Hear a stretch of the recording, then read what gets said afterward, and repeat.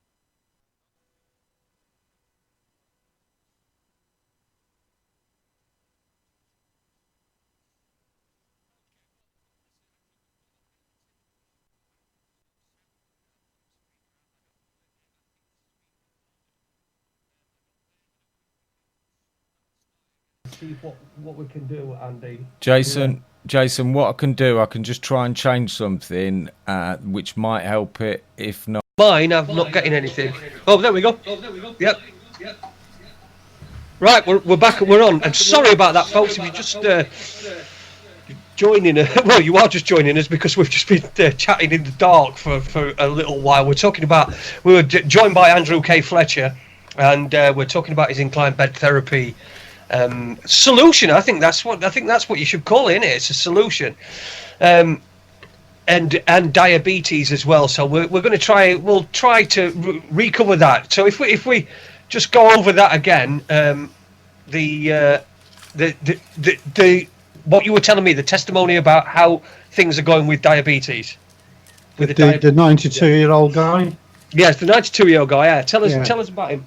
92 years of age, and he's got diabetes. He's on metformin, and the family actually listened, but didn't quite agree with all of the data and the theory. Nevertheless, thanks to his carer, his bed was raised, and then his bed was put down again because the guy complained.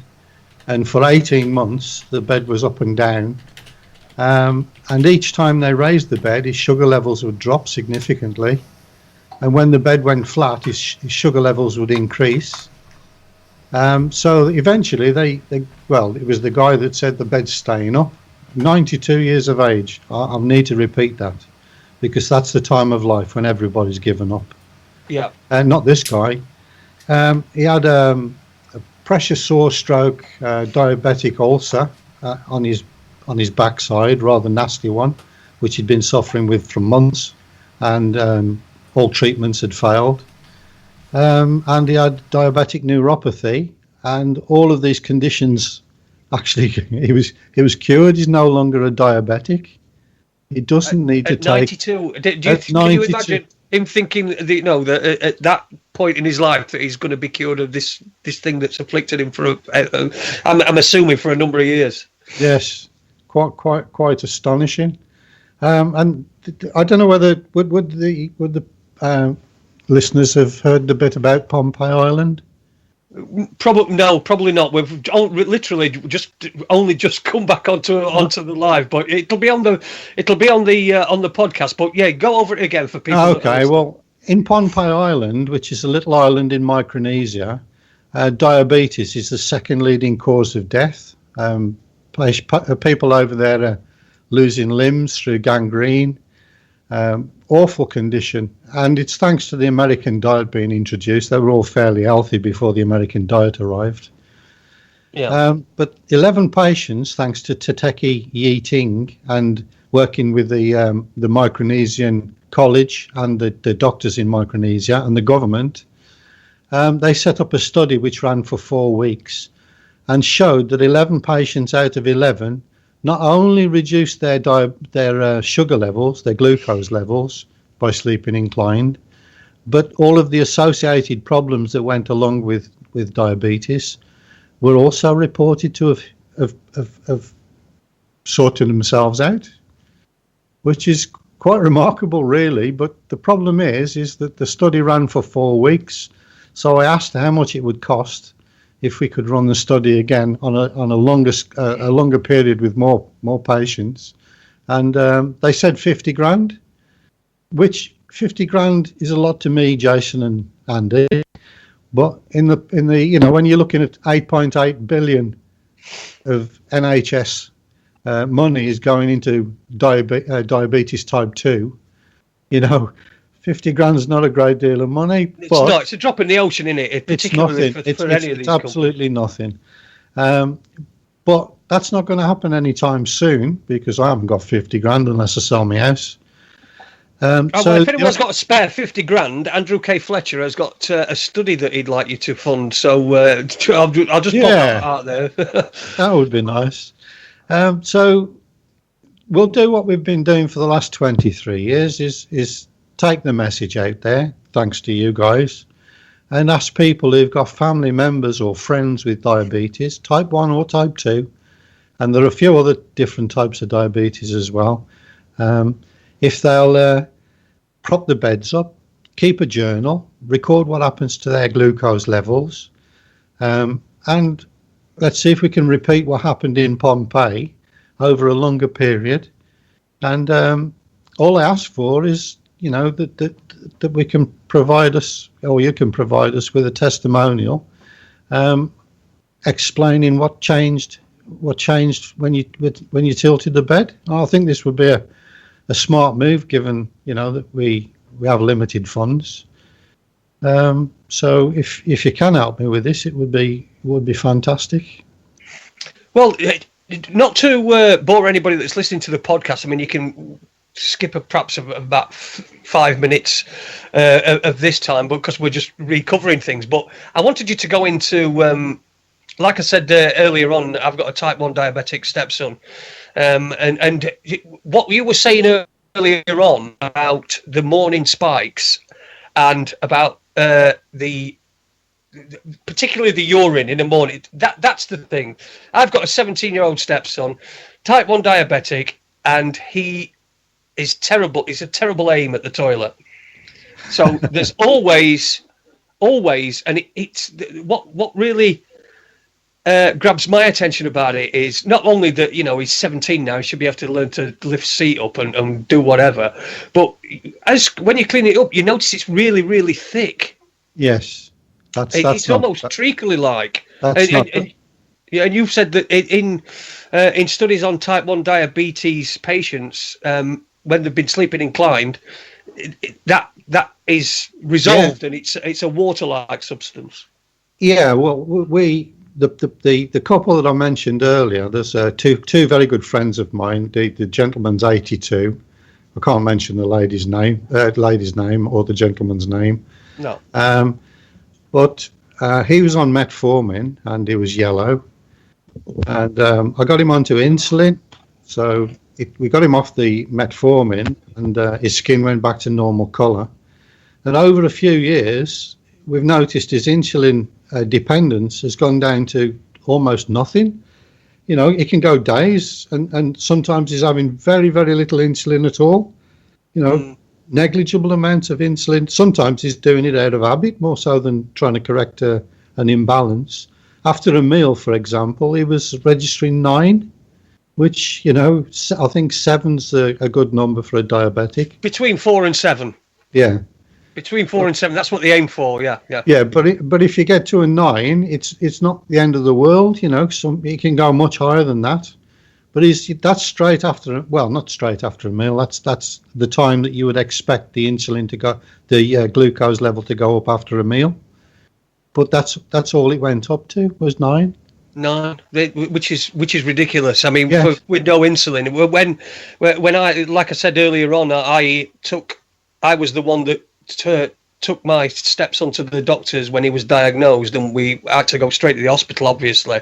And his insulin level, his blood sugar level was 40 at that time. Yes. 40. So for somebody to not have insulin and have a meal, be type 1 diabetic, and their blood sugar only going up to 9. I mean, 9's nothing. 82 years young as well. Yeah. The other thing it was that his wife, her pancreas was shut down by being given a large dose of steroids, and she was told that she'd be type 1 diabetic for the rest of her life. That's drug-induced diabetes. And her pancreas, the doctor has verified that her pancreas has started to work again, and now she's taking hardly any insulin at all. Right. And that's a couple. That's 2 out of 2 sharing the same bed, inclined, of course. Yeah. But the thing is, why it would work in healthy people and diabetic patients. When we go to bed, they're reporting that, and there was actually a study conducted with healthy people who slept on a flat bed for several days, and they actually caused their glucose levels to spike in the morning. Now, this is quite common with people with diabetes. So even irrespective of what you've eaten on the night before, you can fast. Yeah. You go to bed and people are reporting that their glucose levels high in the morning. And as you said, the urine produced is, well, it smells like sugar puffs. Yeah. It contains sugar and it's thick. Yeah. But what my wife and I did to actually test the theory was to sleep with our head down and our feet up. We slept flat as well, and we slept inclined. But when we slept with our head down and feet up, then the density of our urine went down to near water readings. So no waste was being excreted via the bladder through the kidneys when we were head down and feet up. Now, that tells us a great deal about gravity. Mm-hmm. But to add some more meat to that, healthy people that go into space where gravity's been taken away from them develop diabetic symptoms. They develop trouble with the pancreas. And years ago, when they used to confine expectant mothers to bed, they also caused diabetic symptoms. So the bed really needs to be looked into. Yeah. Yeah. The trouble you face, though, Andrew, is that you're not wearing a white coat. You're not asking anybody for money. And we don't call you Dr. Andrew K. Fletcher because it seems to be that people...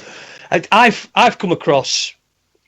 I tell everybody to tilt the bed, everybody. I mean, I had a bloke across the road from me. He was telling me he's been suffering from depression. He's had his brothers died, and he's having to deal with his kids, and the mother's dead as well. And he's had a lot of hassle. He's having a lot of bad things happening to him at work, and I told him to get his bed jacked up, so I'll have to let you know if he does that on whether or not that helps him. But I'm an advocate for it. But what you get is that people are suspicious when it's something that's so simple and so well. It's cheap. It's cheap to do it with anything that you've got lying around the house, can't you? You get a couple of bits of wood. So that's the problem you're up against, isn't it? How do you counter that? Is it just a case of just plodding on and carrying on and keep going? 23 years later, I'm still plodding on. You would have thought I'd moved mountains by now, but alas, there's no money in it, so nobody wants to pick it up. No. And of course, the doctors recommending it would probably receive the wrath of their the drug suppliers. Well, yeah, without a doubt, yes. So I think diabetes is certainly worth investigating further. I've been getting a few reports in. There's a couple of testimonials in. Where can people read those? Well, on the website, inclinebedtherapy.com. Inclinebedtherapy.com. Yeah. And of course, you've got a Facebook page. Yeah, we have a group and a page on Facebook. So what you're wanting to do is you're wanting to try and get a study going, perhaps not a scientific one, but a study going of people who've got diabetes, just trying this, Yes. recording the results, and then putting the testimonials on either Facebook or onto your website. Yeah. Well, to keep a journal, because diabetics have to be very, very meticulous about recording their blood sugar levels and the amount of insulin they take or the amount of drugs they take. They carefully monitor it. That's part and parcel of diabetes. So this group of people in particular would be very good at keeping a journal and providing some interesting data. And then the idea is that once we've got enough anecdotal cases, then what I intend to do is to go and present this to the NHS and say, look, one might be a coincidence, two might be a coincidence, three might be a coincidence, but if you've got 25 people or 50 people and they're all noticing changes, positive or negative, then it really needs investigating. That's no longer anecdotal evidence. You make a prediction. Good science is always repeatable. You make a prediction and you go out and prove it, and then you present the data, and it would be very hard unless there are fingers in the pies, that £8.8 billion that they're spending on the NHS can actually be put to a lot better use. Now, we're talking about blood sugar levels, but I've seen personally leg ulcers healing up just by tilting the bed. And as I said, that 92-year-old guy, large ulcer on his backside, wouldn't heal up, tilted his bed, healed up. I even met a guy with gangrene down in Paynton Town Centre. He had a massive wad of bandages on his foot. And I got talking to him because the missus was doing some shopping. And I said, how do you fancy tilting the bed? Because he told me he got gangrene. And he got back to me and said that the surgeon was amazed that the circulation had been restored. You know, that this is tissue that's rotting off your feet. And yet the circulation and the new skin was actually growing out towards the because they'd already amputated part of his foot. Oh, right. So, you know, it's not just about lowering blood sugar levels, it's about all of the other associated conditions that go along with diabetes. You know, when my father was in hospital in Russell's Hall, he was given hours to live, and the ward was filthy dirty. You know, everybody was walking around with feet blacker than coal. Horrible place. But my dad made a remarkable recovery when we tilted his bed. He was comatose when he was in the hospital, but the prediction was wrong. He had an extra 8 months of life. He come out of the coma. He had multiple organ failure. Kidneys had packed up. He was producing tar-like urine, which is, you know, your kidneys have really shut down when that happens. You know, you're literally bleeding through your kidneys. Right. And they said that they would never come back, and we tilted his bed. But they did come back, and the guy, his senior consultant, Dr. Ray, well, he was absolutely blown away by what he'd seen, and he helped Dad by putting a stent in to take the pressure off his gallbladder. And he had, like I said, he had another 8 months of life. But I said to Dr. Ray, I said, look, you see, and this ward was actually filled with amputees. And I said, you could really do something for these patients. You've seen what happened with my dad, right? Tilt the beds and you can prevent these amputations from taking place. Mm. You know, not a lot to ask, is it? And he actually said that he'd like me to come in and give a talk at the hospital. And for some reason, that talk never happened. Even though I got back to him a few times and said, look, when's this talk going to happen? And it never did. I think we know why that was. Cool. So it seems that You're breaking up, Jace. in the human. Sorry, I'm just saying when you're it seems that circulation is key to everything, really. I mean, when you're not moving, keeping the blood moving around your body at a decent rate, and not being able to pull it, that seems essential to all different. Losing your connection there, Jace. Oops. But I understand what you're saying. Yes, everything is circulation related. You know, when circulation stops, you're dead. All right, we're getting a bit of a problem here, I think, Andrew. I think what we'll do is if we stick a record on, we'll disconnect and reconnect with you because Yes. to be fair. All right, so if we pop a record on, Andy, our producer, he's there. He's pop a record on.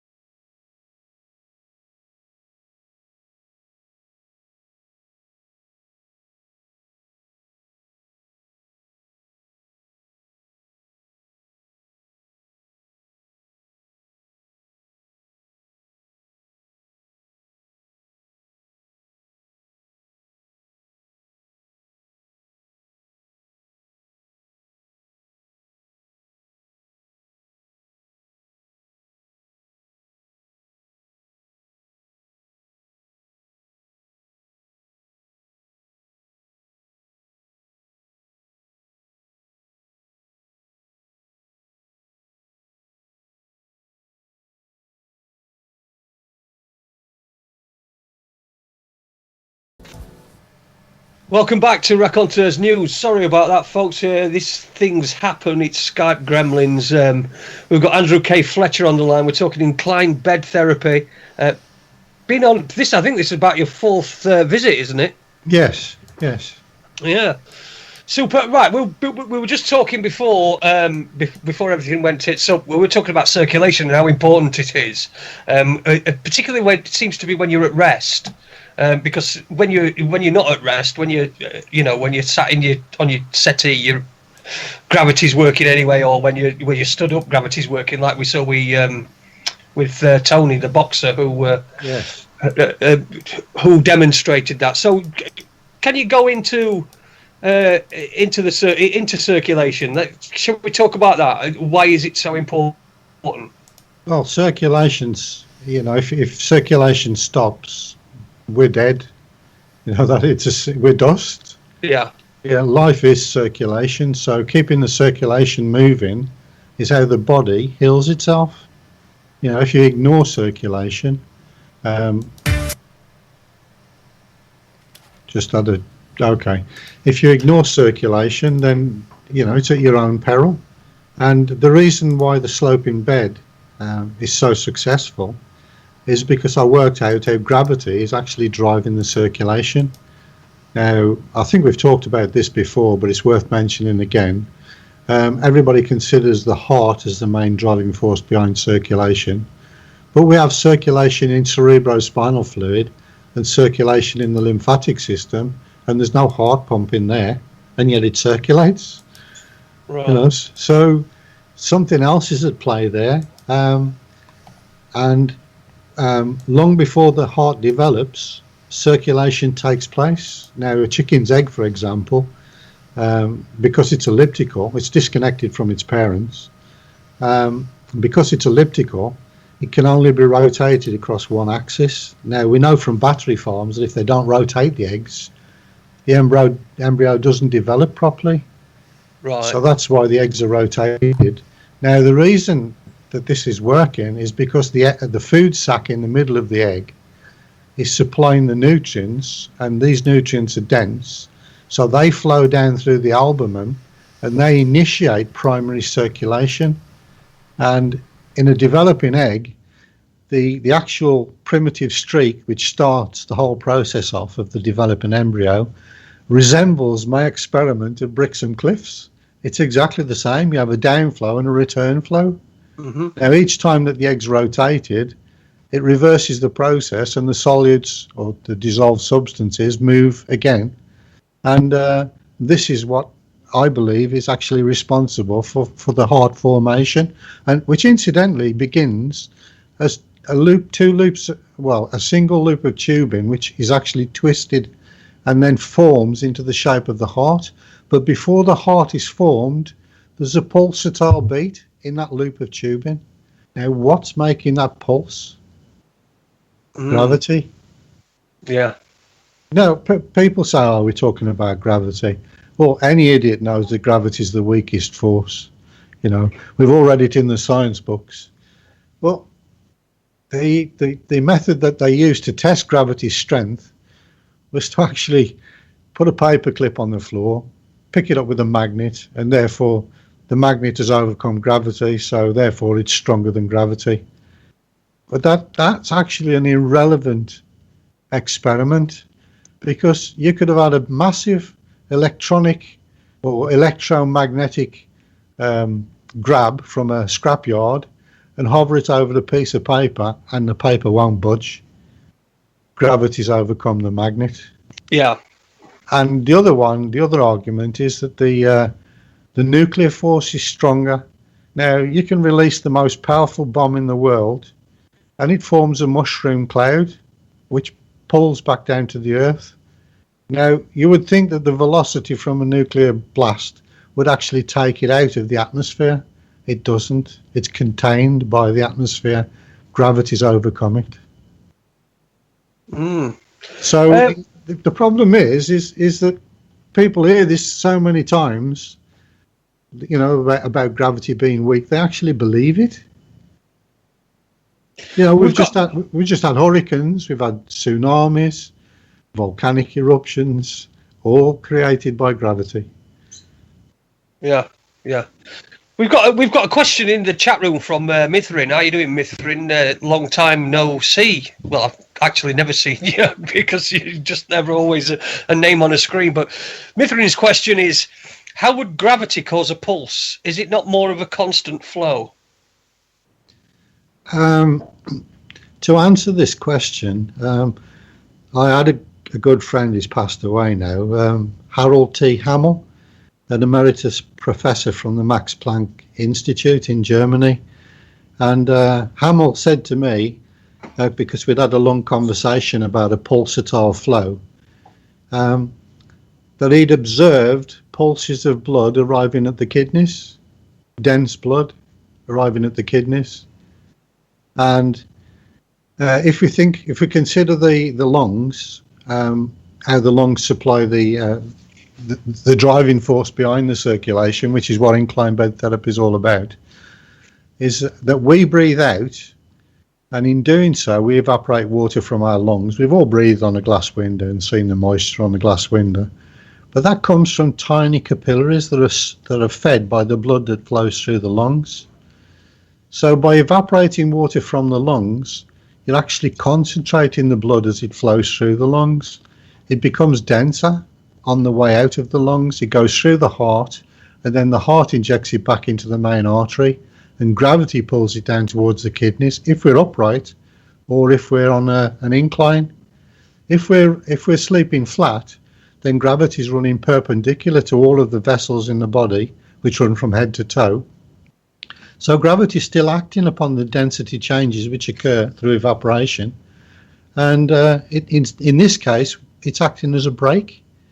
And that could explain why when people lie down they go to sleep, because it slows the whole process down. Right. Mm-hmm. So I just want to go over again.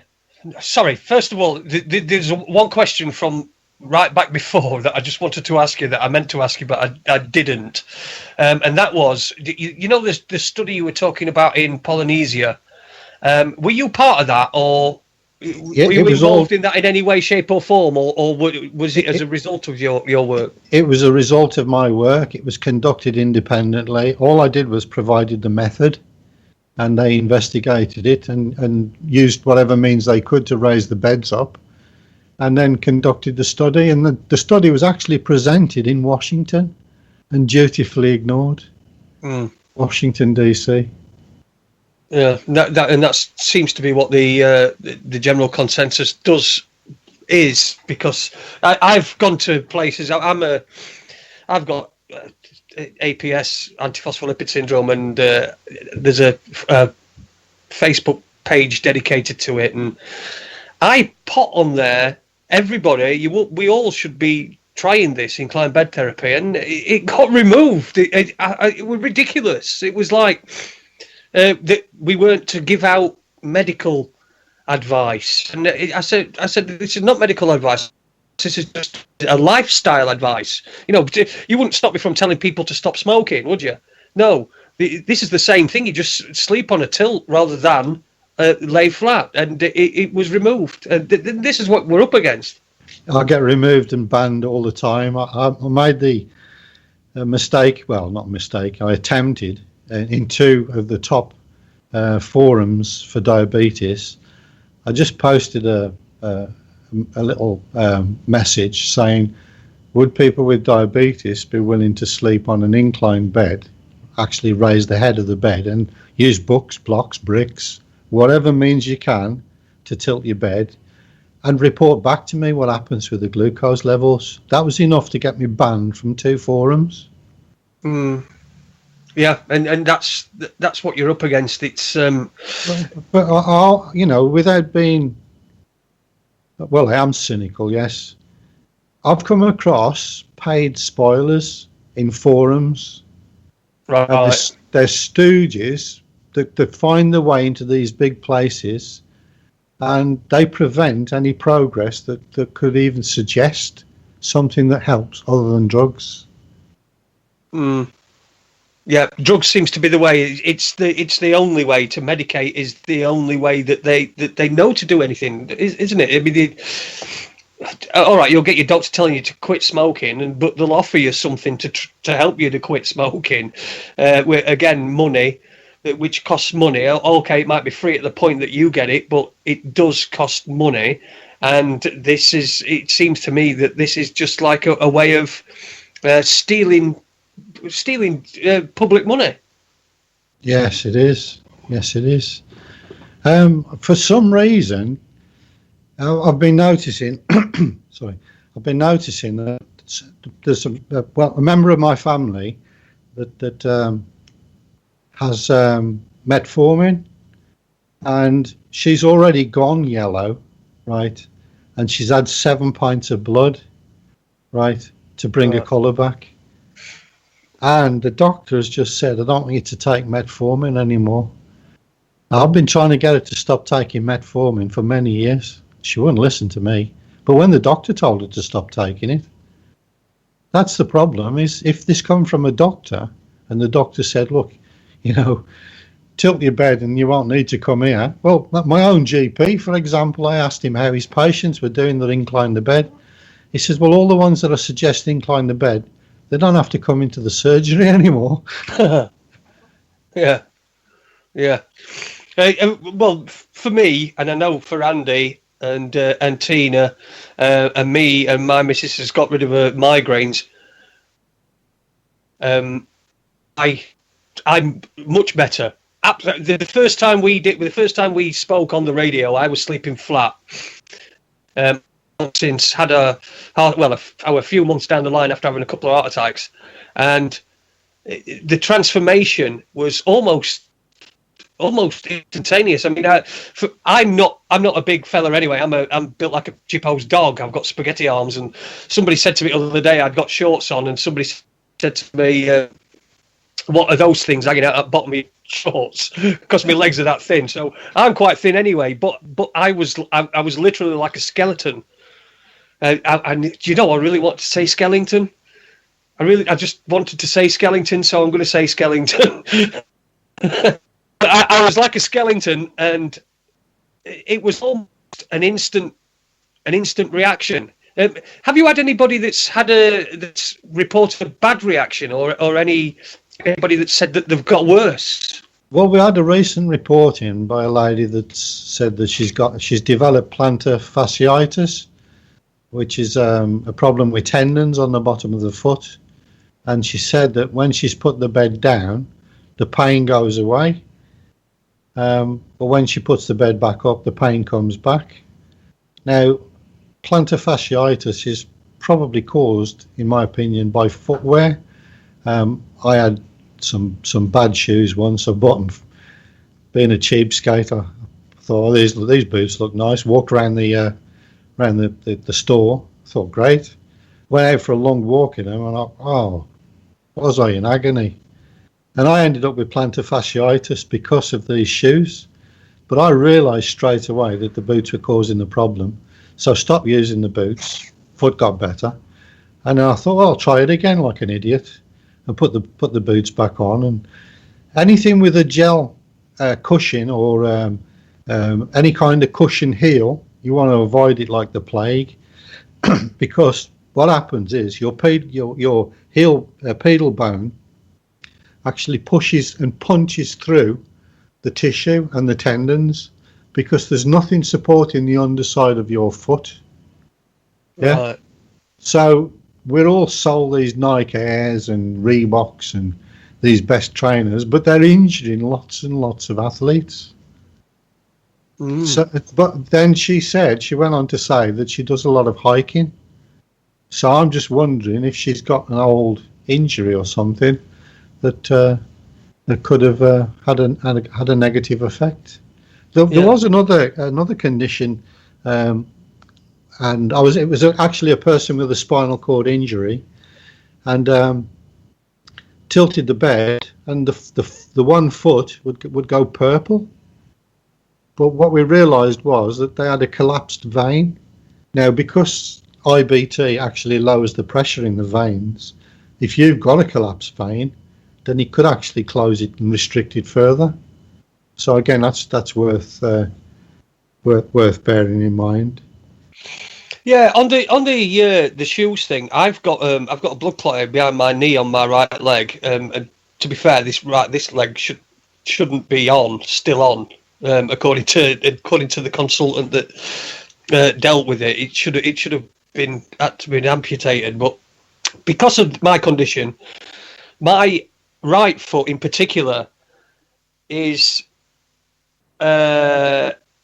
it's really painful to walk on, and so I wear Skechers. I wear Skechers with memory foam. What do you reckon to memory? Because I can only. I've been on a site today, and they've been saying that Skechers are causing a lot of people a lot of pain. Right. Yeah. But they keep pain from me. I mean, I have to wear them. What you need, Jace, is you need something that supports the whole foot, as if you were walking on the floor. You know, remember those old bumpers that we used to run around with kids as kids? You had a pair of bumper pumps, and you used to be able to jump over anything and be out in them all day. Never had a problem with your feet. They were just the whole sole was supported. There was no soft jelly pad in the heel section. Are you with me? So Yeah. And in fact, some of the best runners in the world use a piece of tyre strapped to the bottom of the foot in Peru. Then they run up the mountains with these pieces of tyre strapped to the feet. Wow. Well, Zolder Budd was another example of barefoot running. What a fantastic athlete she was. Yeah. The barefoot runner. Andy's popped in chat room. I've seen a fact sheet an old mate of mine was given by his GP telling him to raise his bed when he had swelling in his throat. Interesting. Yeah, we'd like to see that, I think, and find that doctor, and get his beds inclined. Right, anyway, listening to Raconteurs News, we are coming to the end of the first hour. It's Raconteurs News. We've got Andrew K. Fletcher here with us. I'm Jason Holmes. Andy's producing for me tonight. So he sat there. Hello, Andy. We can see you. I'm waving at him now as we speak. So we are at the break time. I think there was something I wanted to remind everybody of, but I can't remember what it is. But we're on new time anyway, 7 till 9. That's what it's going to be from now on, I think, on Raconteurs News. AD is still on sabbatical. So we don't know what's going to happen with Raconteurs 2. I'm going to try to do my best to keep it going, keep it afloat, keep it there. But sometimes it's going to be quite difficult. So we'll try as best. That's all I can do. Anyway, thanks for the first hour, Andrew. It's been brilliant. We've got another hour to go. We'll get into some of the other conditions that inclined bed therapy has helped. We'll recap over some of those and some of the results that you've got and some of the testimonies that have been presented to you. We'll do that in the second hour. We'll just have a quick couple of records. So one or two, Andy. Have we wasted one or two? We've got two records. We're going to play two records. Good for me because I can go and use the toilet. Thank you, Andrew. We'll see you on the other side of the break.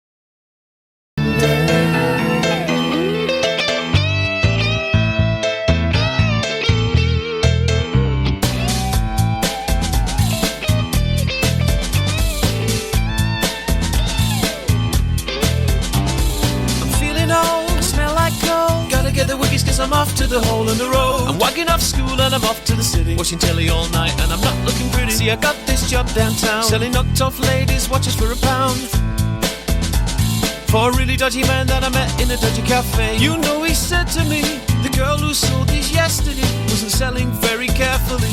Police came along and took her and all my watches away. So if you see some coppers, you grab my stuff and leg it, boy, right away.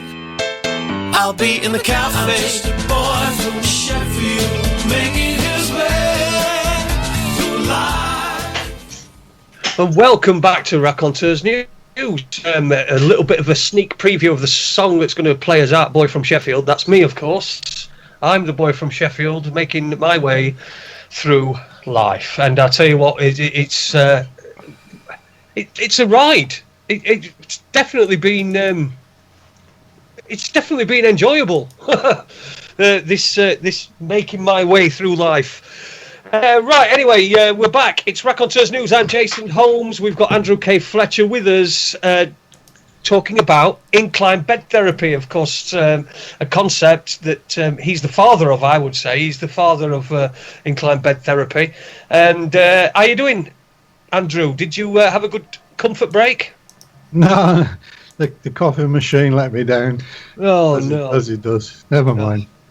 Can't you get the missus to bring you on? No. Oh, okay, never mind. She's all right. You can have one after. We've only got 58 minutes left to go, and then you'll be able to grab yourself a coffee.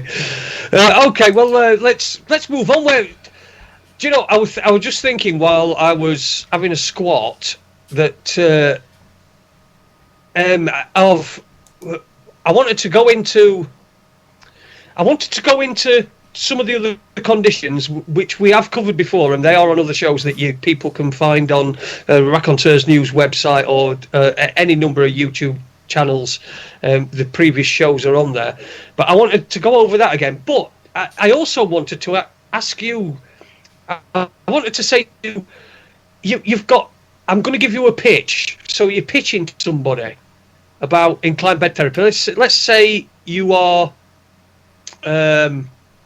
You're pitching idea to a room full of people. I just wanted to know what you'd make and how you'd structure that. Well, first of all, I'd ask, why are you sleeping flat?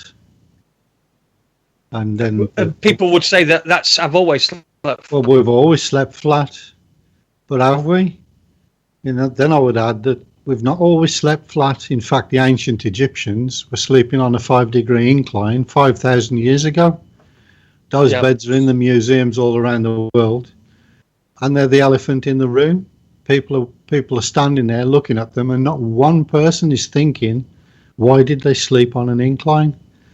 So, well, there is one person thinking, why did they sleep on an incline? It's you. Yeah, but then I would say, well, have you considered what would happen if you slept on an inclined bed instead of sleeping flat?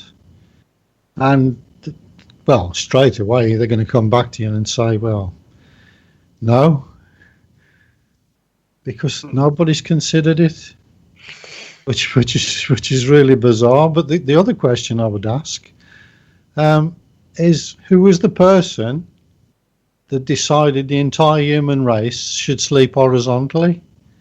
Was he an amazing doctor or physician or surgeon, or was he a carpenter? And obviously he's a carpenter, so we're all sleeping on a flat bed and it's killing loads of people, right? Because a carpenter decided it looked better with having the 4 legs the same length. Right. Okay. When you said carpenter, I thought you were on about Jesus. No. You can't blame me for sleeping flat. No. But there's images of babies swaddled on an incline in a manger. Now, this was around the Tudor period. Why would they want to put the babies on an angle? Well, the answer to that is because of the sweating sickness. It killed millions and millions and millions of people all over Europe. And generally, if you got the sweating sickness and went to bed, you didn't make it to the morning. You were gone in the night. So they realised that they needed to avoid lying down. Yeah. And during that period, they made the bed shorter so that people would sit up in bed. And they sat up in bed for a good reason, because they knew if they lay down flat, they'd be gone. Right. Yeah, and the nurses that were dealing with the sweating sickness, and indeed the influenza in the 1918 influenza outbreak, well, the nurses were too busy to lie down because they were helping all these patients that were dying in the beds, millions of them, incidentally. The influenza killed more people than the actual battle than the war did. So they would be really busy, so they wouldn't have time to get sick. So they never got round to developing man flu, did they?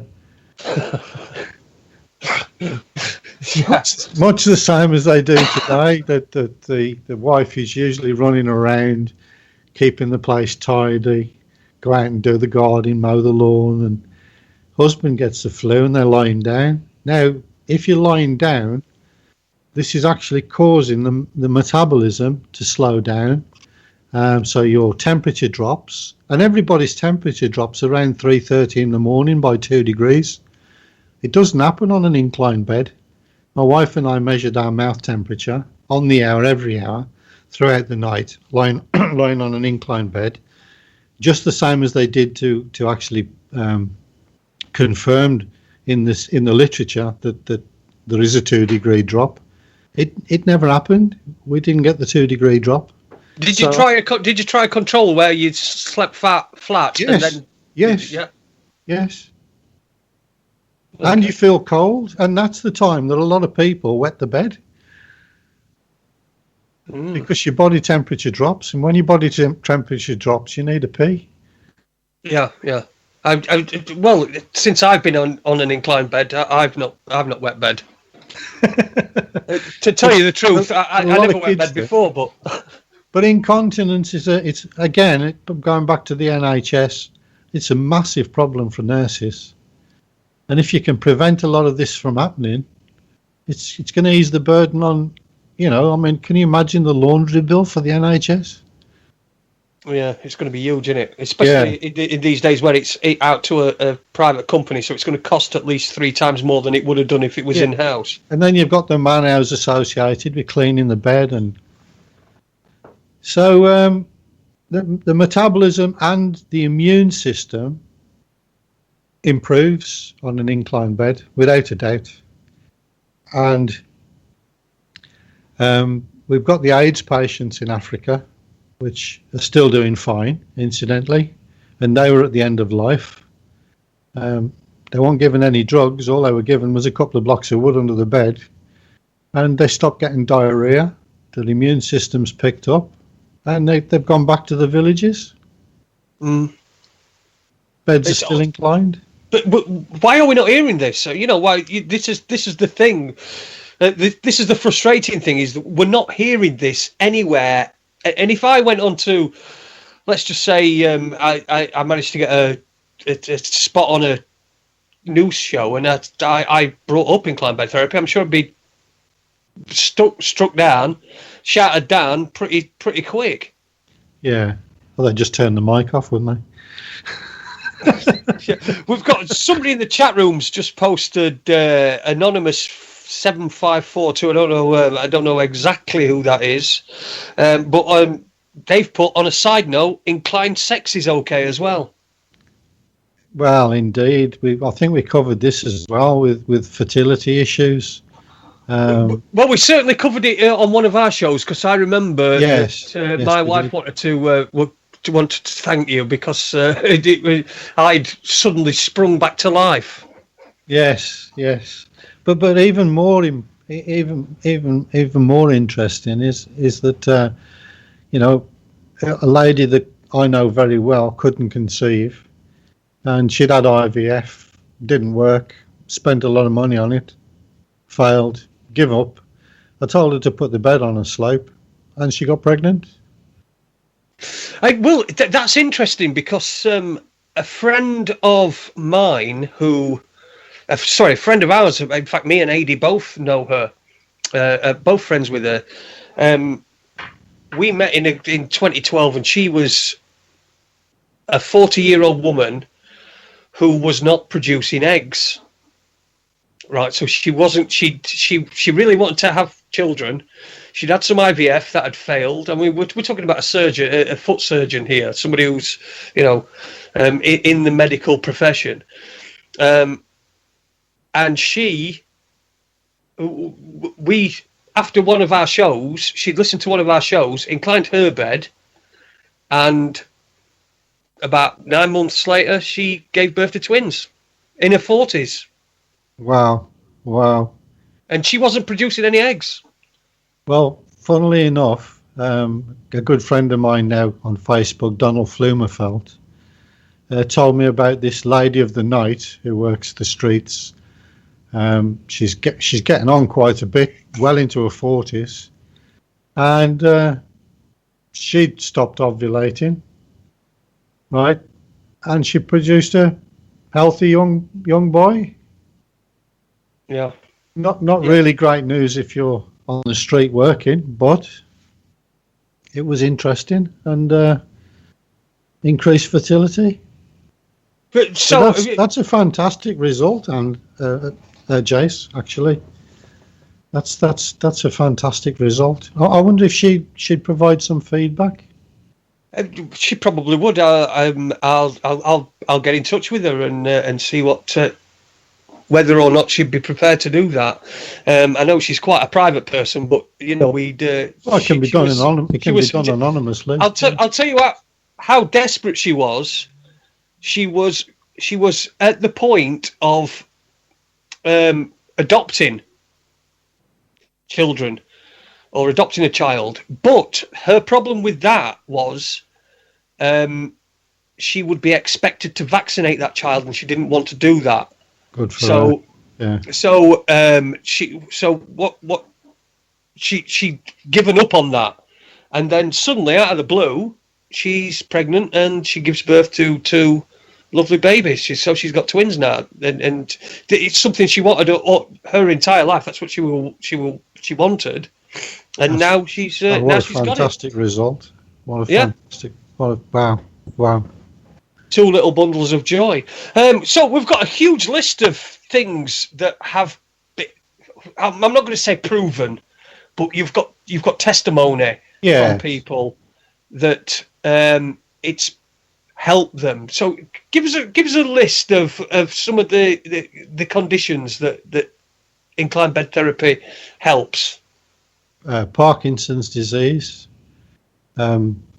Had some amazing results with a gentleman with PD, who, when I met him, he was severely swollen with ascites, which is swelling in the abdomen, and his whole body was swollen.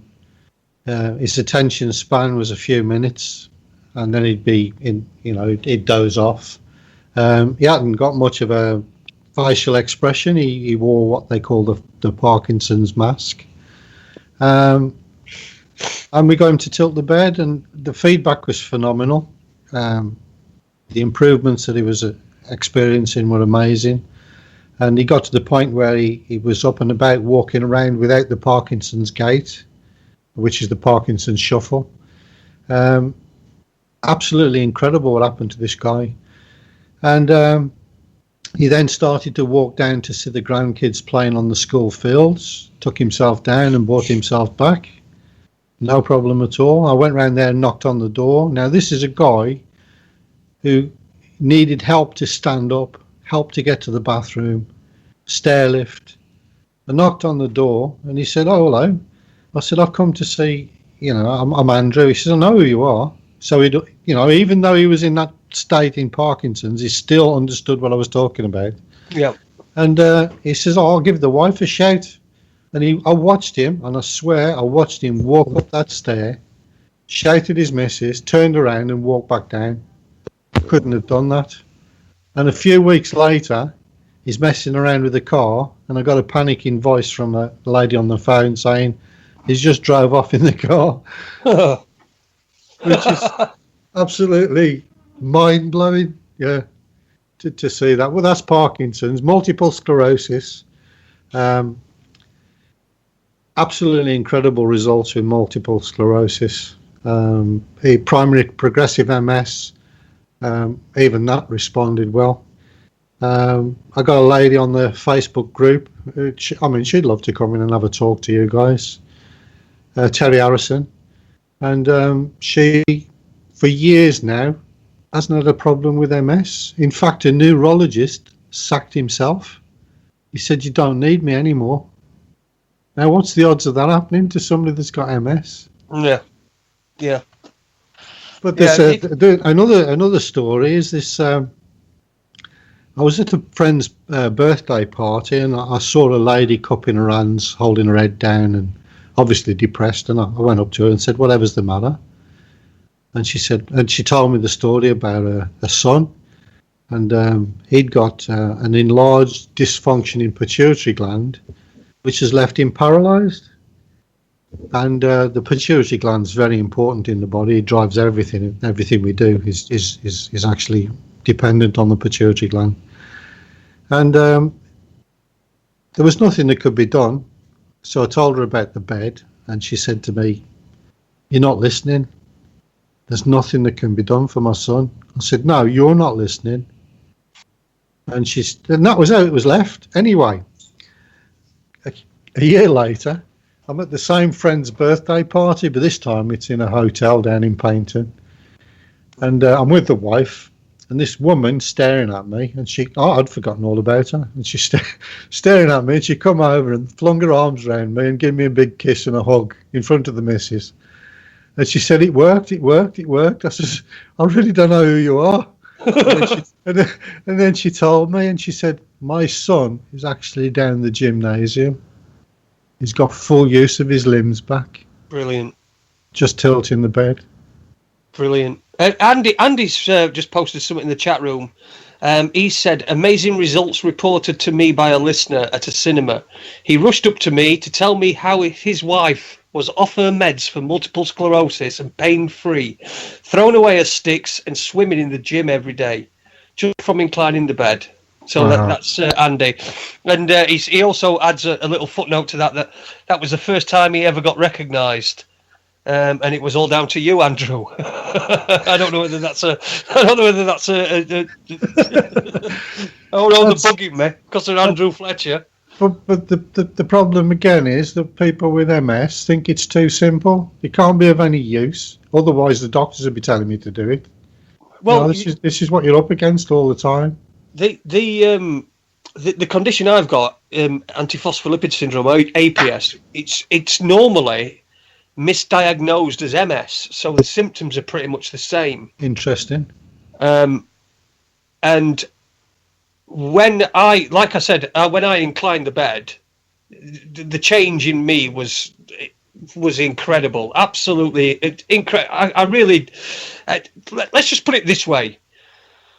In May of 2016, I was 5 months from my last heart attack, and my team, Sheffield Wednesday, were in the playoff semi-final at home to Brighton. So it's the playoffs. It's a big game. My dad rung me up and he says, "I've got tickets. Do you want to go?" And I said, "Dad, I wouldn't be able to go. I would not be able to go. I wouldn't be able to go." Move on a couple of weeks. I was at the playoff final at Wembley, and I looked completely different. I felt completely different, and that was just a couple of weeks after inclining my bed. You know, obviously things take time. You don't just put weight back on overnight. No. But I felt so much better. And like you said, the morning, when you wake up in the morning, I think the little things are the way to sell this, because you're not going to get anywhere with trying to. Sorry, that this is just my opinion, but they're going to try and put barriers up when you're recommending this for people with lucrative illnesses. Yes. So someone's on it for life. So I think the way to do it is the small things, the things that it does for you. If you're not, chronically ill, if you're just a regular dude, if you've got no wrong with you, you put your bed up, you wake up in the morning, and your energy levels, like someone's energy level. Someone's put in the chat room that the energy levels are raised. Yes. And so you don't have the puffy eyes like you said before. So snoring as well is another good one. You don't snore. No, that's that. See, my wife. Oh God, blimey, Jesus Christ! She makes windows when she snores. She makes windows rattle. So, but she doesn't snore anymore. I can get to sleep as well. Another thing that was stopping me from getting to sleep were snoring. It doesn't happen anymore. So that's another thing out of the way. So it's these little things, and the migraines as well. I mean, I know that's not really a small difference. It's not really a small thing, a migraine, but in the grand scheme of things, if someone says to you that they suffer from migraines, there's no way you could. If you don't, there's no way that you can understand what that that feels like. I understand what migraines are. I used to have a bucket to throw up in by the side of the bed when I had a migraine. Horrendous. There you go. Horrendous. But this it almost eradicates it. I think that since we put our bed up in, I think it was April 2016. Since we put our bed up, and by the way, it was my wife that did it, because she'd heard the show that in fact she was probably sat behind. I think she was sat behind me when we were doing a show, and she was the one that came home from her work with some bed raisers. I got some proper good bed raisers. I remember you saying, yeah. And it was her that did it, and she was doing it for me because obviously I was in quite a state. And thinking it would help me, which it did, obviously, but also as a side effect, it stopped her migraines. It stopped her snoring. It stopped. She used to have a thing where she'd, I think it's narcolepsy or something like that, where not narcolepsy, but sleep apnea. It's where she's asleep and then she chokes and wakes up. Right. You know what I mean? Yes. And it's got rid of that as well. So I think the way to sell inclined bed therapy is the little things. I know it does do good for people, but these people who are have got chronic illnesses, they also regularly see doctors. Yes. And they will mention it, and the doctor will probably say, there's no in it, 9 times out of 10. Yes. So I think the way to sell this is through the benefits for conditions which are not sort of chronic conditions, but that perhaps do afflict people like migraines and like snoring. Yes. Well, cellulite again. What I mentioned earlier. The Ripley fat that they get. Like I said, I was saying to Andy. This lady sent me a photograph of a thigh. No fatty lumps on her thigh whatsoever. She sent me $100. That's a result, isn't it? Well, but that's probably a bargain on what it would have cost her to get rid of the cellulite. She spent a fortune on it, and nothing has worked. Nothing has worked. And she's tilted the bed. Boom, gone. Yeah. Well, not only that, I mean, what about performance in sports? We've talked about this. Look what happened to Tony Moran. Yeah. What if you had a whole team of football players sleeping on an incline? They'd have the edge. Yeah. I agree. And sports sciences it's big business. Yeah. But again, breaking through again, same problem. Of course it is, yeah. Of course it is. Anonymous 7542 has put that my legs look great now in my fishnets. Lol. So it's somebody else that's got better legs, shall we say? I know mine are still spaghetti and that, but at least the right colour at the moment as well. Well, if we're talking about gravity again, and I think we mentioned it in the past about NASA and all of the space programs, where they're confining people to sleep on a bed for months on end, and they're giving them 17 grand just to stay in bed. Now they're doing this to accelerate the aging process by 10 times faster than you would if you was getting out of bed.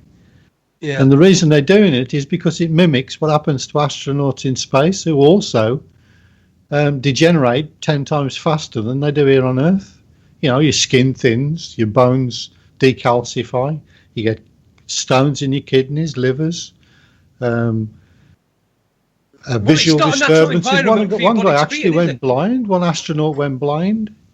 So you get loads and loads of problems associated with taking gravity away, and NASA has spent billions of pounds on this research.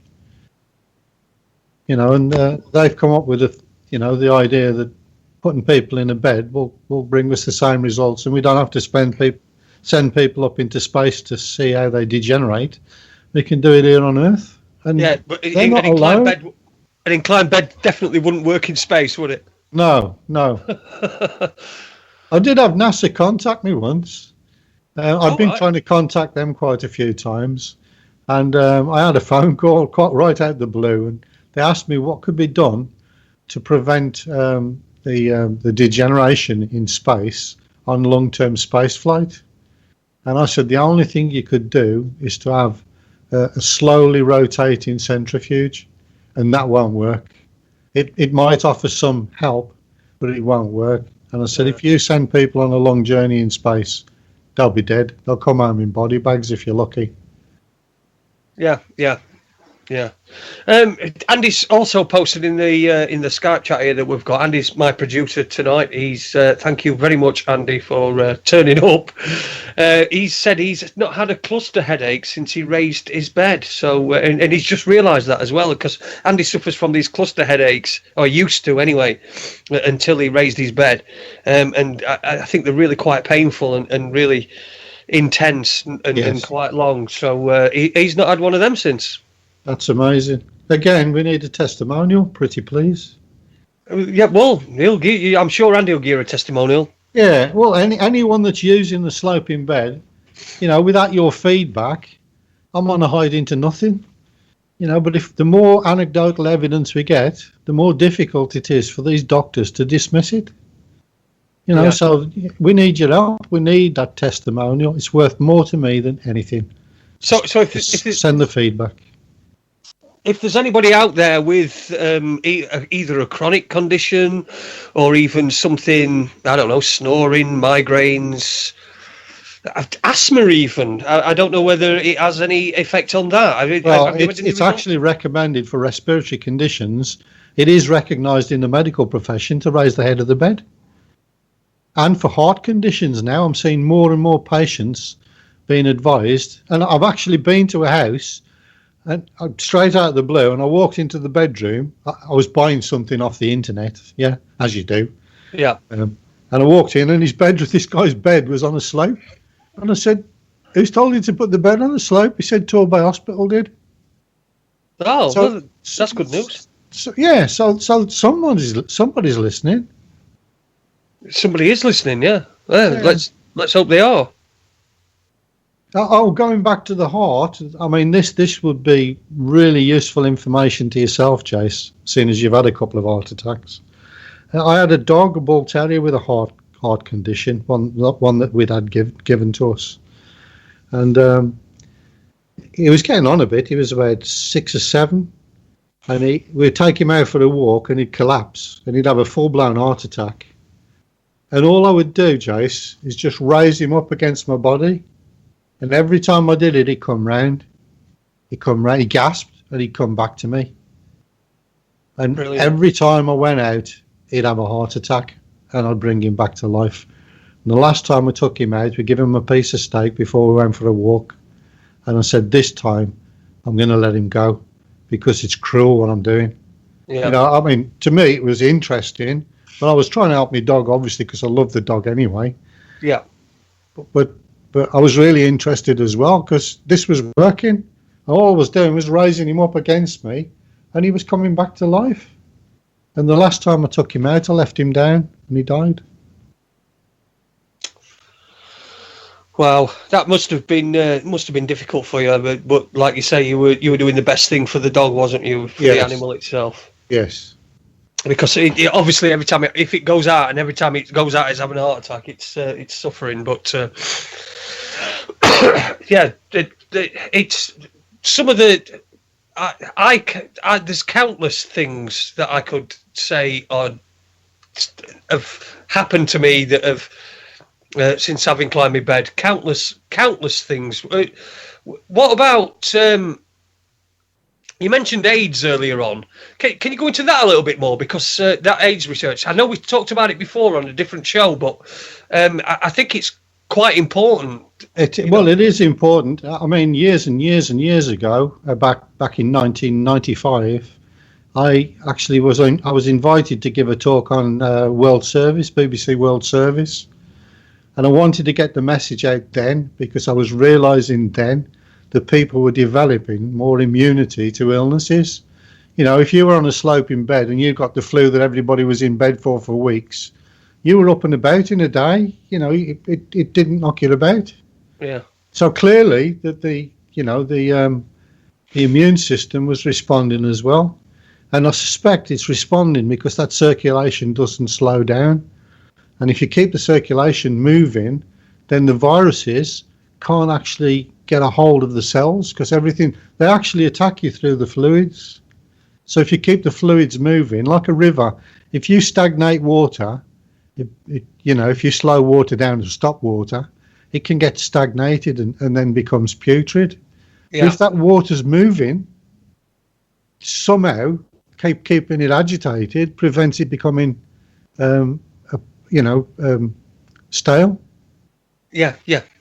So the same with the blood. If you keep the blood flowing and it doesn't stagnate, which incidentally is 3:30 in the morning when your body temperature drops, which a lot of people manage to die in their sleep around the same time as well.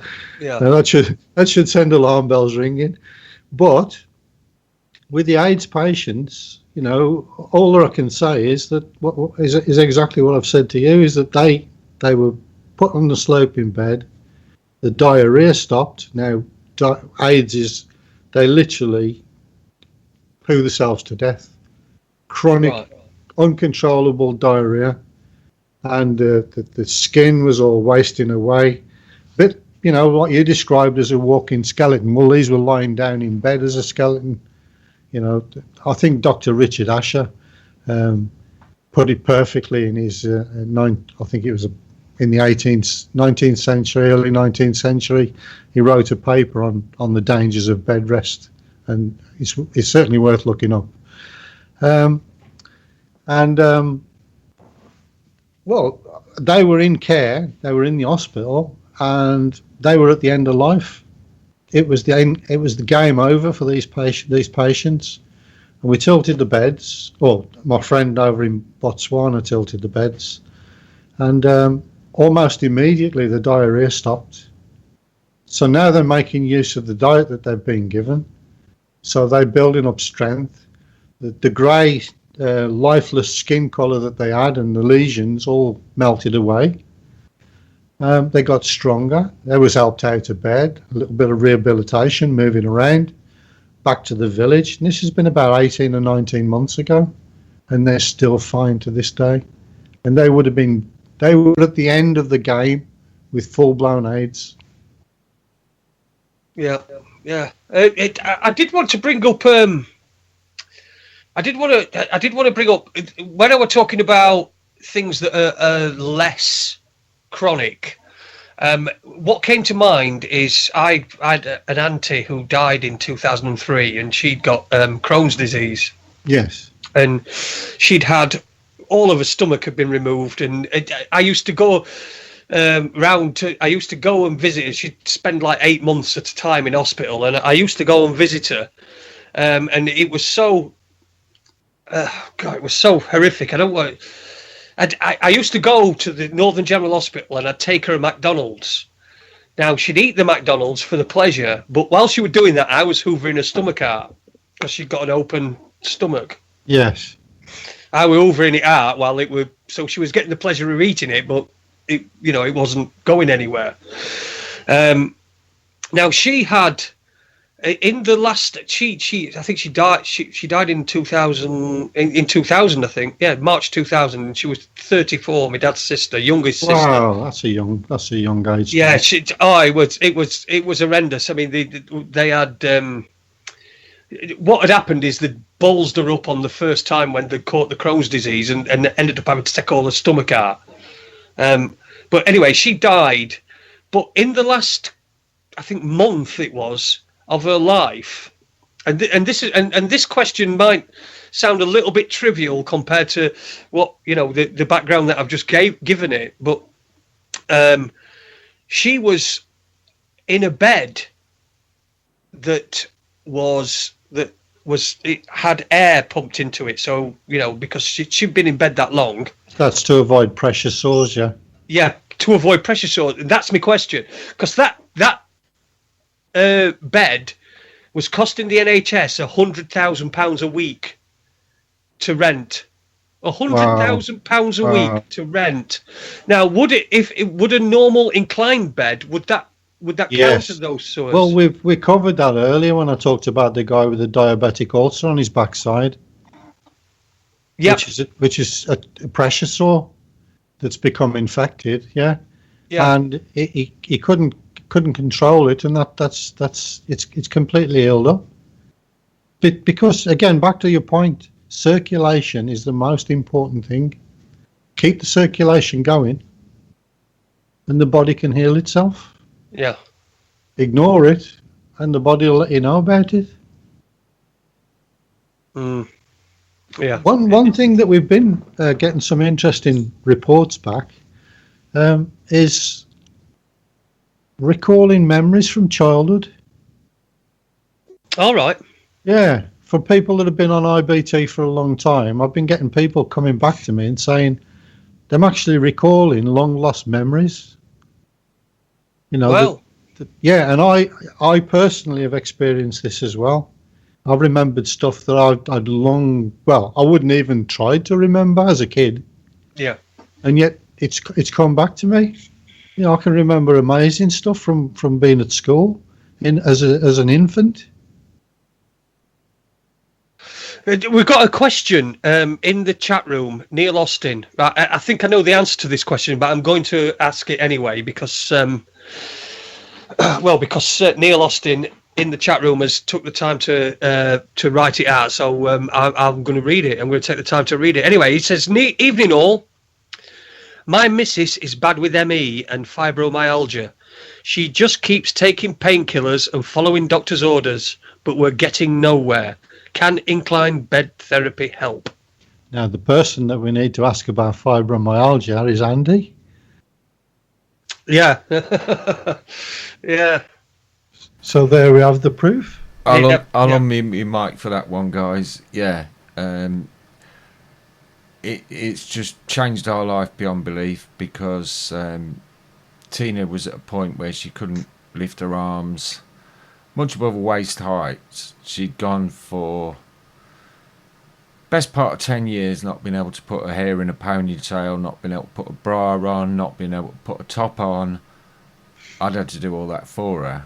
And a month after we inclined her bed, we went away one weekend and she went back to the hotel to freshen up on her own, which I thought was a bit surprising. She wouldn't normally do that, but when she came back to the pub, she was very quiet. And when we got back to the hotel that night, she just went, "Sit down and look at this." I'm like, "What?"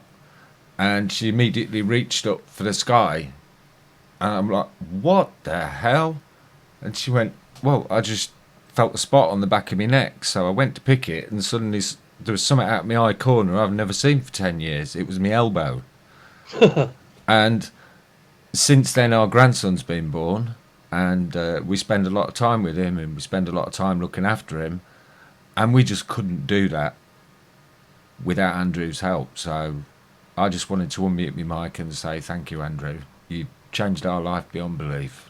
You're welcome, and my pleasure, mate. And There you go. That was the voice of Andy Young, our producer tonight, and my former co-host. Well, he'll be back. He'll be back at some point, but that's Andy. That's answered that question. Yeah. It has answered that question. So yes, Neil, ME and fibromyalgia will be helped with incline bed therapy. I don't think there's anything that incline bed therapy doesn't help. It doesn't help my wallet. Well, no, it's no. You're right there, but that's not. I don't think that's the reason why you're doing it, is it? No, not at all. We had some interesting. It was a Facebook post, and apparently Lady Gaga is crippled up with fibromyalgia. Yeah, Yeah, I saw that. Yeah, she can't perform. Yeah, she's. Yeah, so if anybody has got Lady Gaga's mobile phone number. Yeah, well, I think we'll probably leave her. Yeah. We're not bothered, really. It's not going to happen, is it? She can have she can pay for her doctors to give her some drugs and what have you. It would be a shame. It would be a shame though if if we could, because if you can get hold of a film star or a star to shout this, then people will listen. Yeah. But I tried. That's a sad thing, really, isn't it? Yeah, when Christopher Reeve was spinal cord injured, he had the best care that anybody could offer him, except a couple of blocks of wood under his bed. I tried and tried and tried to get through the barriers, but he had so many guardians looking out for their own interests. You couldn't get through to him. You couldn't reach him. And tried again the same with Michael J. Fox, because he's got Parkinson's. Yep. Yeah, couldn't get through. You just cannot get past the barriers. No, the gatekeepers, the people that are put in place to stop, well, people like you from giving them a free. Because these people, these stars, Lady Gaga with fibromyalgia and Michael J. Fox with his Parkinson's disease, they're going to have led somebody very rich with what they're going to need. Yes. And unfortunately, the outcome's going to be the same. Insanity is to keep doing the same things over and over again and expecting to get different results. I remember reading that quote somewhere. But the insanity is where we're at the moment, isn't it? In all aspects of this world. I mean, what's up is down, what's right is wrong, and what's good is bad, and anything that's free, people are suspicious of. To me, it's a no-brainer, an absolute no-brainer. Well, you incline your bed, you'll feel better. You might fall out of it, bottom of it a couple of times. Might be a bit uncomfortable. You might not sleep for the first night or two. Yeah, the first 2 weeks. I'm glad you mentioned that, but the first 2 weeks can be problematic. You'll probably be cursing me in the first 2 weeks. That said, some people I know have spent one night on the sloping bed, and it's completely changed their lives. One night. Yeah, I think it was one night. It was one night that did me. I didn't have any problem sleeping. I did wake up further down the bed than I went to sleep. But yes, we'll take that. When you're having to pull mattress topper up and do all that sort of rubbish every day. We'll take that because of the benefits that it's getting. And this is sounding a bit like an infomercial at the moment. Yeah. Well, another one. I had a good friend of ours with psoriasis, really bad psoriasis. I had psoriasis when I was a kid in the playground. That was another memory that come back to me. But she's a lovely woman, and she used to come round for a photo session on her legs, and I used to take the photographs on a monthly basis, and the transformation she hadn't got psoriasis at the end of it, and today she sleeps on a flat bed. Work it out, and she's got psoriasis. Words fail me. Yeah, words fail me as well. I mean, I went on holiday recently and found myself sleeping on a flat bed. for 7 days, and I can tell you that it doesn't take long for the effects to be reversed. No, it doesn't. No, it doesn't. One thing we found which was really interesting, you just reminded me actually, this was back in the early days. I made the mistake of lying on the floor, and because we'd been inclined and we hadn't laid flat, our brains had adjusted, right? And it felt as if my head was going down through the floorboards. Really, really bizarre. Now, anybody that's got the sloping bed or has been using it for a few months, try it. It's really strange. Yeah. You certainly need to keep doing it. Anyway, listen, anybody who's listening, it's Raconteurs News. I'm Jason Holmes. My guest tonight is Andrew K. Fletcher of Inclined Bed Therapy fame. We've got about 14 minutes left. So what do you want to get in this last little bit here? Is there anything that we've not discussed that you'd like to talk about? Well, it's my favorite subject, as you know. I could talk for hours. The trouble is, I'll bore people's socks off. But I don't think you're boring anyone's socks off, Andrew. I've become a bit of a bed bore, and anybody that's got the bed on a slope, they also suffer with the same condition because they go around talking about raising your beds up to everybody that won't listen. Yeah.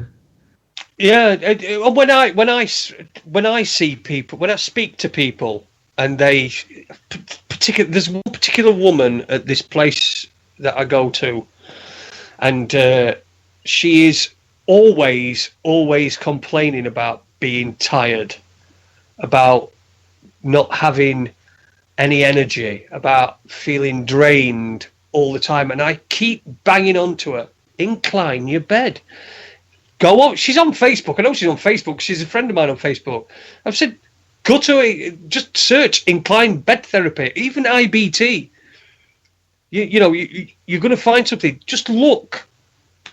But again, it's people think it's just something that's too good to be true. Yeah.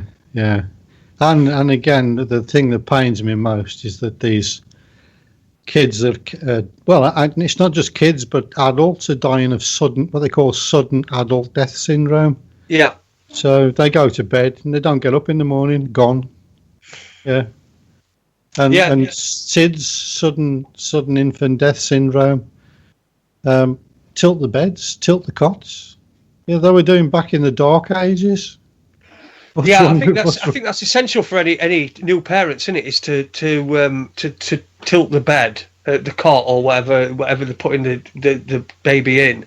Well, and if you look at them baby bouncers, they're on an incline as well, so they'd probably be okay for them to sleep in. Yeah, there's been a few accidents with some of the contraptions that they come up with, but that's because of poor design. Yeah, so it's the gadgets that they've come up with, these automated beds that tilt and swing and do things, and that they put the kids in. They're not supposed to stay in there to sleep, but parents have been leaving them in there, and they've been getting problems. But with a flat bed, and you put your bed, you're advised to put your baby back to sleep. The Back to Sleep campaign from the Lullaby Trust, and now these babies have all got these misshapen heads. Because the skull's not formed, it's soft. So if you're sleeping in one position, it's going to mould itself to the pillow. And that's what's been happening, unfortunately. So there's got lots and lots of kids now with misshapen heads because of the Back to Sleep campaign. And the important thing there really is to rotate, not to stay in one position. Wow. So the possibilities and the ways that you can implement this are endless. Everybody you could incline everybody's bed in your house for pennies. Yes, yeah. Back to the guy with the diabetes, because the diabetes is really what I'm focusing on at the moment. Right, yeah, let's do that. I forgot to mention the 82-year-old guy had a bleed in the retina at the back of his eye, and they said he'd need laser surgery. And we tilted his bed, and the bleeding stopped, and the scar tissue healed up. Now he went to stay in Canada with family, and while he was in Canada, he slept flat, and his eyesight got worse. And he had another exam, and his retina had started to bleed again. And now he's back home, and he's got the bed on a slope. He's been told he doesn't need surgery anymore. So again, sight problems, visual disturbances, and I've even had people saying, I can't see, I put my glasses on and my eyesight's getting worse. I say, try using your old glasses and see what happens. And they've gone back a few prescriptions and their eyesight's improved. Mithrin's just put something in the chat room as well. Just a question, a quick point.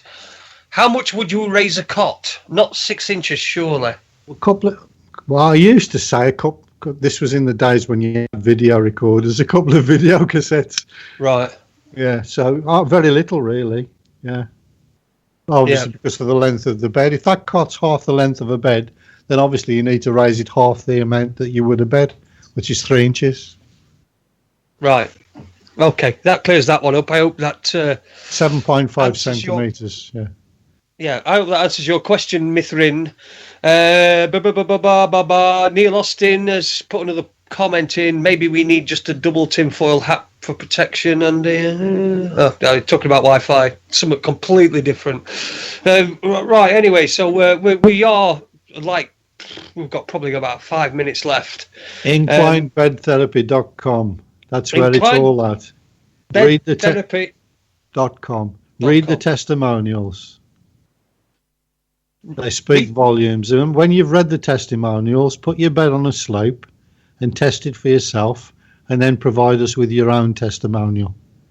Right, that's the important thing, isn't it? You want people to provide testimony. You want people with genuine testimonials. You want people to have logged the data of how whether it's in, because we're concentrating on diabetes at the moment, aren't we? So the blood sugar levels. I'm going to. It's going to be difficult, but I'm going to try and get my stepson to do it. In fact, I might just incline his bed while he's not here, and then when he comes home, he'll just have to, wonder why his blood sugar's low in the morning. So I might just do that anyway. Well, we've learned that the blood glucose spikes in the morning, but we've also learned from that 92-year-old guy that it actually regulates the blood sugar. That's the most important thing.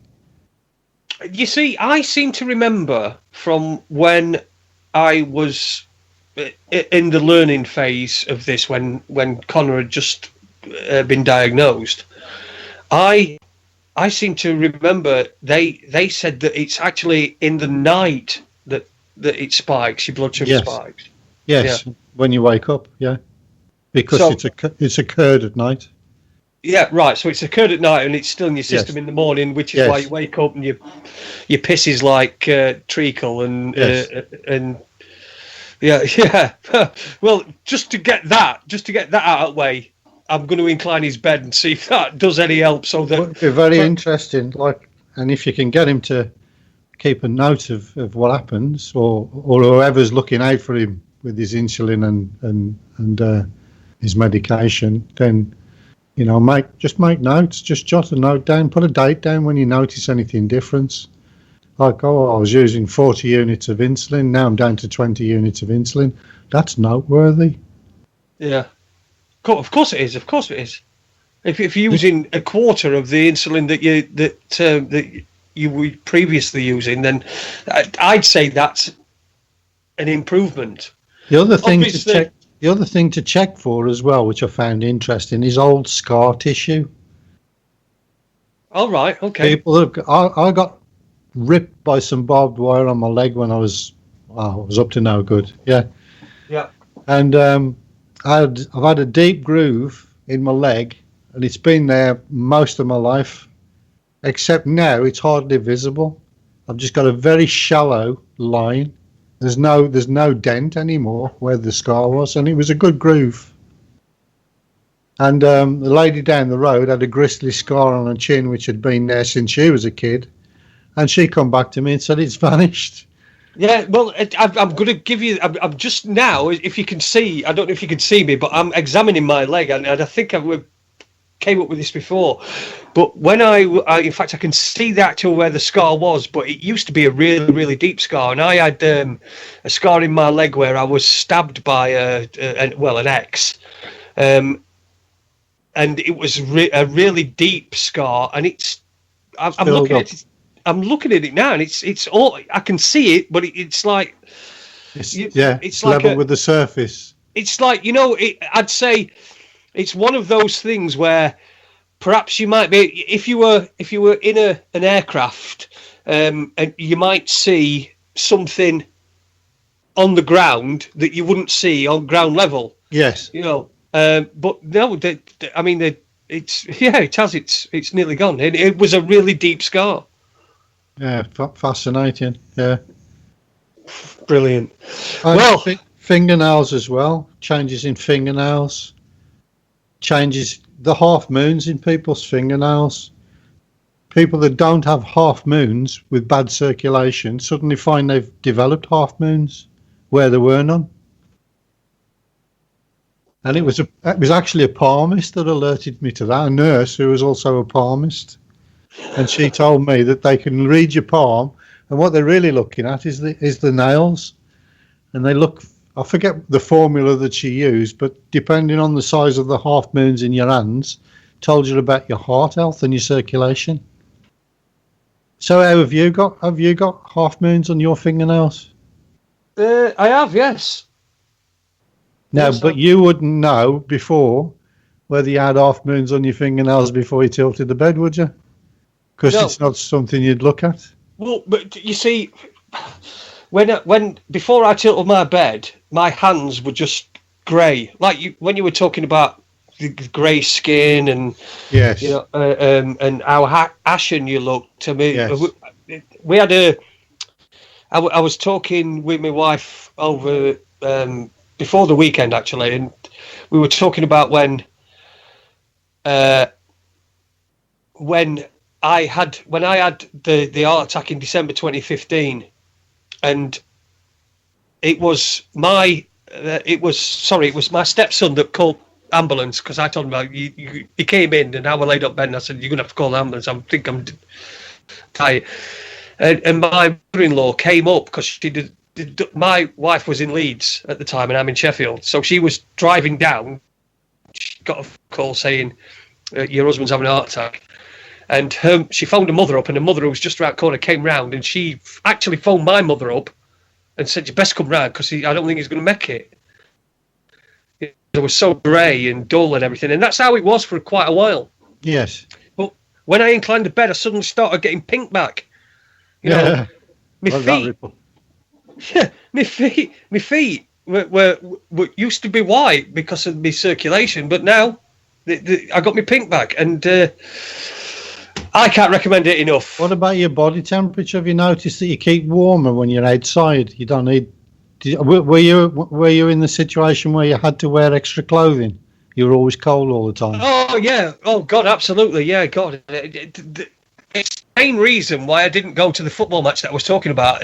Yes. Was because I thought I'm going to be freezing cold, because I'm freezing cold now, and I'm sat in the house with my dressing gown on and heating on, and that were in April.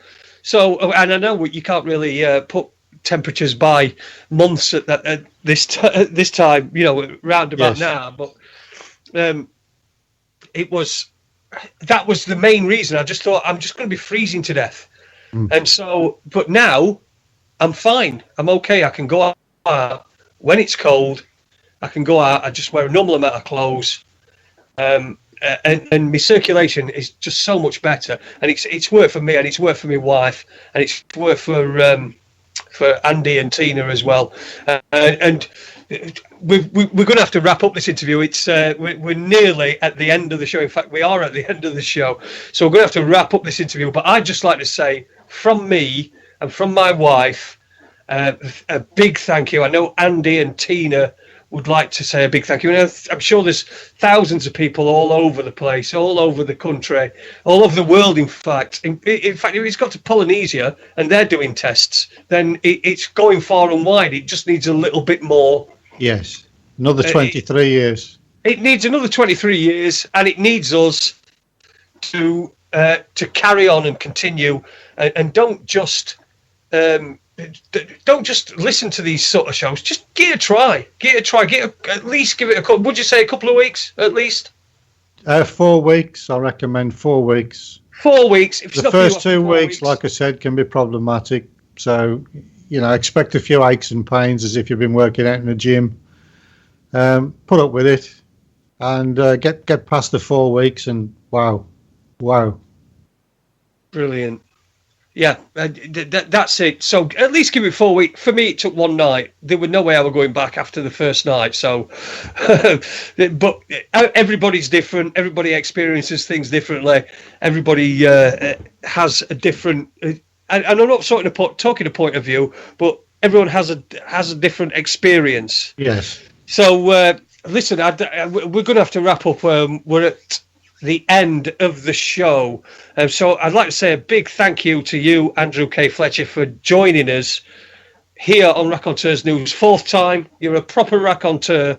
And I think we're going to have to open a Raconteurs Hall of Fame, and we'll put you in there first, I think. Because that sounds like a plan. I would like to say a big thank you for all the listeners and the presenters on Raconteurs News. Thank you very much. It's our pleasure. It really is. And to be fair, I don't even think I'd be here if it weren't for you. So, so thank you. Listen, right, everybody. It's next week. We've got Neil Sanders. That's the 3rd of October. Neil Sanders is going to be in and talking about his new book, The Only Thing That's Real Is Now, something like that. Anyway, I've got it downstairs. I've been reading it. I'll hopefully have it read by next week. But a big thank you to Andrew K. Fletcher. A big thank you to Andy Young for producing tonight. Excellent show. Well, I've enjoyed it anyway. I hope you've enjoyed it. We'll be back next week. I'm going to try and get a Raconteurs 2 on for October. For next Monday. I'm going to try my hardest, get one of them there. Try and keep that dial. Keep that dial. Don't touch it. Keep listening to Raconteurs News. There's podcasts on raconteursnews.com, on my YouTube channel, your Alter Edge Media. On YouTube, I post up there, but I don't post them for view. Well, I post them for views, obviously, but I just post them there as a record. And there's a Raconteurs News YouTube channel. Thank you very much for listening. Thank you, Andy. Thank you, Andrew. And we'll see you next Monday, hopefully, but definitely Tuesday with Neil Sanders. Take care. Ta-ra a bit. Bye.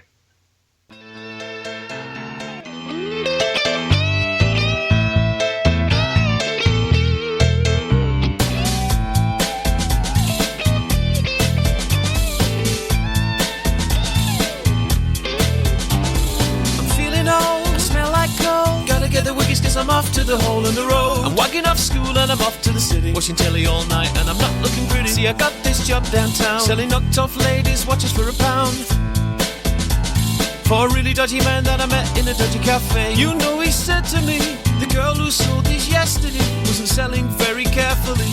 Police came along and took her and all my watches away. So if you see some coppers, you grab my stuff and leg it, boy, right away. I'll be in the cafe. I'm just a boy from Sheffield, making his way through life. I'm just a boy from Sheffield, making his way. I'm just a boy from Sheffield, making his way through life. I'm just a boy from Sheffield, making his way. So it's been a few hours and I haven't sold enough for my bus fare home. Street selling's pretty tough, so I turn on the charm for the lunchtime rush with a smile and a wiggle on my schoolboy touch. So the charm is working in the underground. There's a crowd of men and women gather round, and the watches they are going, the money is a-flowing. Think I'll take a little extra, stick it in my pocket, spend you later. I'm just a boy from Sheffield, making his way through life. I'm just a boy from Sheffield, making his way. I'm just a boy from Sheffield, making his way.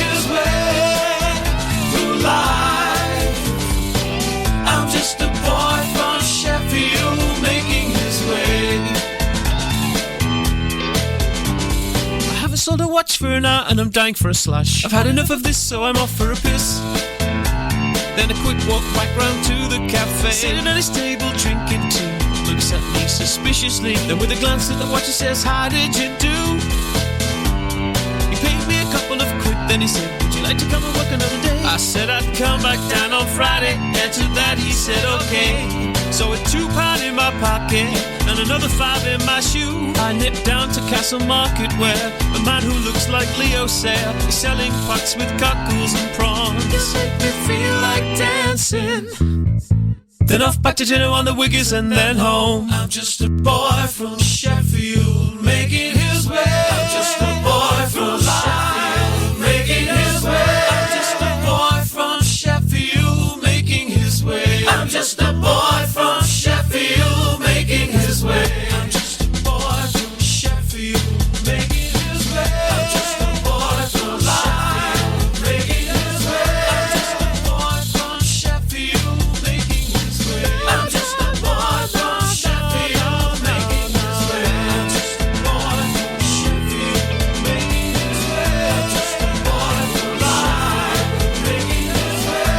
a boy from Sheffield making his way. I'm just a boy from Sheffield making his way. I'm just a boy from Sheffield making